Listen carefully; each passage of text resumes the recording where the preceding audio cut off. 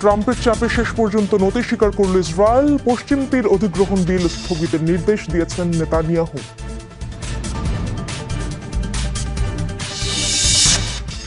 মার্কিন হুমকির জবাবে উপকূলীয় অঞ্চলে ভেনেজুয়েলার ব্যাপক সামরিক মহড়া।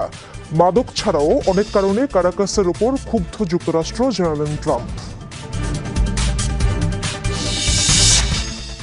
কানাডার সাথে বাণিজ্য আলোচনা বন্ধ করলেন প্রেসিডেন্ট ট্রাম্প। ট্যারিফ নিয়ে নেতিবাচক প্রচারণা চালানোর অভিযোগ। এতক্ষণ শিরোনামগুলো দেখছিলেন, পুরো সময় জুড়ে আপনাদের সাথে থাকবো আমি ইশরাত জাহান। মার্কিন প্রেসিডেন্ট ডোনাল্ড ট্রাম্পের চাপের মুখে অবশেষে নতি স্বীকার করল ইসরায়েল। এতদিন নীরব থাকলেও এবার পশ্চিম তীর অধিগ্রহণ বিল স্থগিতের নির্দেশ দিয়েছেন প্রধানমন্ত্রী বেনিয়ামিন নেতানিয়াহু। ইসরায়েলের ক্ষমতাসীন জোটের বরাত দিয়ে এই তথ্য জানায় দেশটির বিভিন্ন গণমাধ্যম।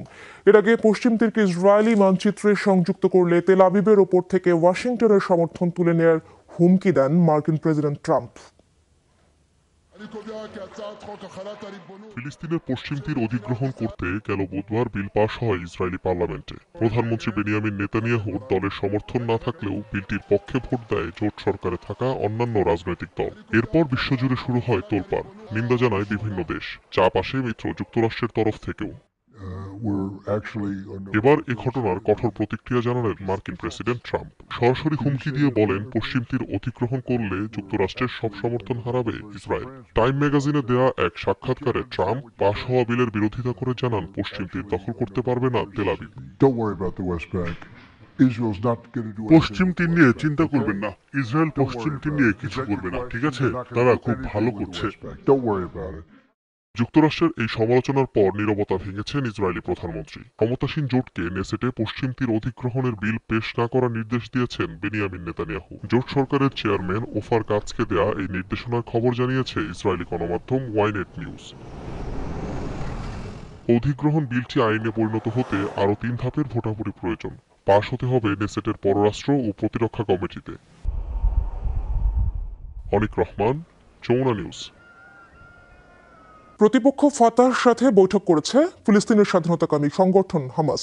মিশরের মধ্যস্থতায় বৃহস্পতিবার কায়রোয় এই বৈঠক হয়। গাজার বর্তমান পরিস্থিতি এবং সেখানে যুদ্ধবিরতির সম্ভাব্য দ্বিতীয় পর্যায় নিয়ে বৈঠক হয় দুই পক্ষের মধ্যে। এর পাশাপাশি ফিলিস্তিনের জাতীয় স্বার্থকে অগ্রাধিকার দেওয়ার বিষয়ে একমত হন হামাস ও ফাতাহর নেতারা। গাজায় যুদ্ধবিরতি কার্যকরের পর দুই সংগঠনের নেতাদের মধ্যে এই প্রথম বৈঠক এটি। উপত্যকায় রাজনৈতিক সংস্কারের প্রস্তুতি হিসেবে এই বৈঠক।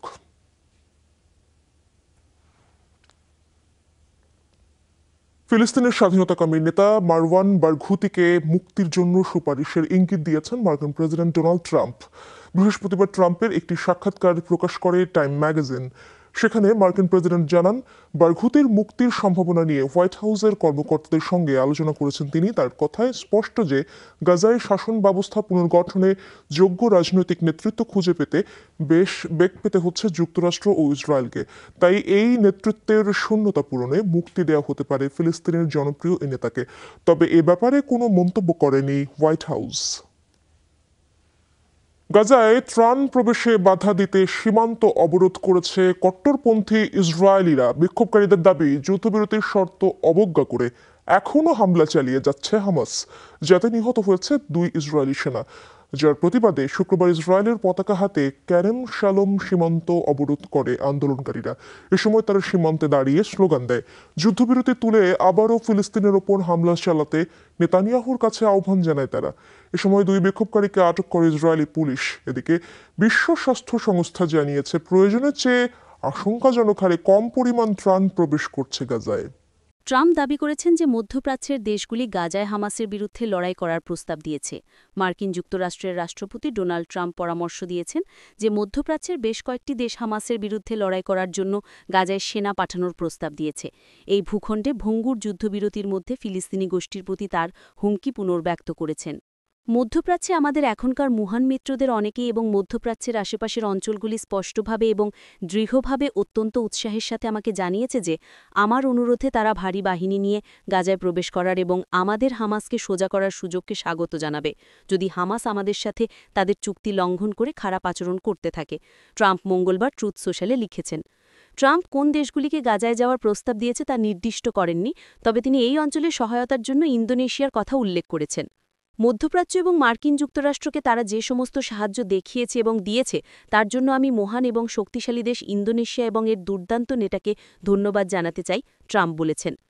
জাকার্তা এবং অন্যান্য সরকার গাজায় নিরাপত্তা এবং স্থিতিশীলতা ফিরিয়ে আনার জন্য শান্তিরক্ষী বাহিনী পাঠানোর প্রস্তাব দিয়েছে, কিন্তু কোনো দেশই হামাসের সাথে সরাসরি সংঘর্ষে ইচ্ছুক বলে বলেনি। মধ্যপ্রাচ্যের প্রতি ভালোবাসা এবং চেতনা হাজার বছরে এতটা দেখা যায়নি, এটা দেখার মতো সুন্দর জিনিস। এই দেশগুলিকে এবং ইসরায়েলকে আমি বলেছি এখনও নয়, এখনও আশা আছে যে হামাস যা সঠিক তাই করবে বলে মার্কিন প্রেসিডেন্ট বলেছেন। যদি তারা তা না করে তাহলে হামাসের ধ্বংস দ্রুত, ক্ষিপ্ত এবং নৃশংস হবে। 10 অক্টোবর যুদ্ধবিরতি কার্যকর হওয়ার পর থেকে ইসরায়েল প্রায় 100 ফিলিস্তিনিকে হত্যা করেছে। গত 2 বছরে ইসরায়েল হামাসের বেশিরভাগ রাজনৈতিক এবং সামরিক নেতাকে হত্যা করেছে, পাশাপাশি 68,000-এরও বেশি ফিলিস্তিনিকে হত্যা করেছে। গাজাকে মাটিতে মিশিয়ে দিয়েছে এবং ভূখণ্ডে দুর্ভিক্ষ চাপিয়ে দিয়েছে, যাকে মানবাধিকার গোষ্ঠী এবং জাতিসংঘ তদন্তকারীরা গণহত্যা বলে অভিহিত করেছেন। নরবরে যুদ্ধবিরতি। ট্রাম্প আর প্রশাসনের মধ্যস্থতায় যুদ্ধবিরতিকে এই অঞ্চলে শান্তি ফিরিয়ে আনার জন্য একটি ঐতিহাসিক মোড় হিসেবে প্রশংসা করে আসছিলেন, কিন্তু যুদ্ধবিরতির শুরু থেকেই ইসরায়েল দাবি করে আসছে যে ইসরায়েলের সেনাবাহিনীর নিয়ন্ত্রণাধীন এলাকাগুলিতে ফিলিস্তিনিদের হত্যা করা হচ্ছে, যেগুলো স্পষ্টভাবে চিহ্নিত করা হয়নি। তাছাড়া চুক্তিতে মানবিক সহায়তা বৃদ্ধির প্রতিশ্রুতি থাকা সত্ত্বেও ইসরায়েল গাজায় সাহায্য সীমিত করে চলেছে। গাজা সরকারের মিডিয়া অফিসের মতে যুদ্ধবিরতি শুরু হওয়ার পর থেকে ইসরায়েল মাত্র 986টি ট্রাক ছিটমহলে প্রবেশের অনুমতি দিয়েছে, যা প্রত্যাশিত 6,600 ট্রাকের একটি অংশ, যা দৈনিক 600-র হারে। রবিবার রাফায় 2 ইসরায়েলি সৈন্য নিহত হওয়ার পর ইসরায়েল বিমান হামলা চালিয়ে কয়েক ডজন ফিলিস্তিনিকে হত্যা করে এবং গাজায় সাহায্য প্রবেশ সম্পূর্ণরূপে স্থগিত করে দিলে চুক্তিটি দ্বারপ্রান্তে চলে যায়। ইসরায়েল সৈন্যদের হত্যার জন্য হামাসকে দায়ী করেছে, কিন্তু ফিলিস্তিনি গোষ্ঠী কোনো জড়িত থাকার কথা অস্বীকার করে জোর দিয়ে বলেছে যে ঘটনাটি ইসরায়েলি নিয়ন্ত্রণাধীন একটি এলাকায় ঘটেছে। কিছু মার্কিন সংবাদ মাধ্যম জানিয়েছে যে ইসরায়েলি সৈন্যরা একটি অবিস্ফোরিত বোমার উপর দিয়ে গাড়ি চালিয়ে যাওয়ার পরে নিহত হয়েছেন। যুদ্ধবিরতির জন্য হুমকিস্বরূপ দৈনিক বিষয়গুলোর পাশাপাশি গাজার দীর্ঘমেয়াদী ভবিষ্যৎ নিয়ে প্রশ্নচিহ্ন ঝুলছে, যার মধ্যে রয়েছে অঞ্চলটি কিভাবে পরিচালিত হবে। ট্রাম্প জোর দিয়েছেন যে হামাসকে নিরস্ত্রীকরণ করতে হবে, তবে ফিলিস্তিনি গোষ্ঠী তাদের অস্ত্রত্যাগকে একটি ফিলিস্তিনি রাষ্ট্র প্রতিষ্ঠার সাথে যুক্ত করেছে। রবিবার ট্রাম্প ফক্স নিউজকে বলেছিলেন যে হামাস নিরস্ত্রীকরণের কোনো কঠিন সময়সীমা নেই। সেই দিনের পরে তার ভাইস প্রেসিডেন্ট জেডি ভ্যান্স, যিনি বর্তমানে ইসরায়েল সফর করছেন, পরামর্শ দিয়েছেন যে হামাস নিরস্ত্রীকরণের আগে গাজায় একটি আন্তর্জাতিক বাহিনী মোতায়েন করার এবং নিরাপত্তা কাঠামো স্থাপন করার প্রয়োজন আছে। যুদ্ধবিরতি সম্পর্কে আশাবাদী ভ্যান্স। মঙ্গলবার পরে ইসরায়েলের সাংবাদিকদের সাথে কথা বলার সময় ভ্যান্স যুদ্ধবিরতির ভবিষ্যৎ সম্পর্কে আশাবাদ প্রকাশ করে বলেন যে ভেসে ওঠা সংঘর্ষ অপ্রত্যাশিত ছিল না। আমরা খুব ভালো করছি, আমরা খুব ভালো অবস্থানে আছি, আমাদের এটা নিয়ে কাজ করে যেতে হবে, কিন্তু আমার মনে হয় আমাদের ঠিক এটা করার জন্য দল আছে। তিনি পুনর্ব্যক্ত করেছেন যে হামাসকে নিরস্ত্রীকরণ করতে হবে, কিন্তু তিনি স্বীকার করেছেন যে প্রক্রিয়াটি সময় লাগবে, এটি রাতারাতি হবে না। কিছু জিমশান হাজার হাজার পাউন্ড ধ্বংসস্তূপের নিচে চাপা পড়ে আছে, কিছু জিমশান কেউ জানেও না তারা কোথায়।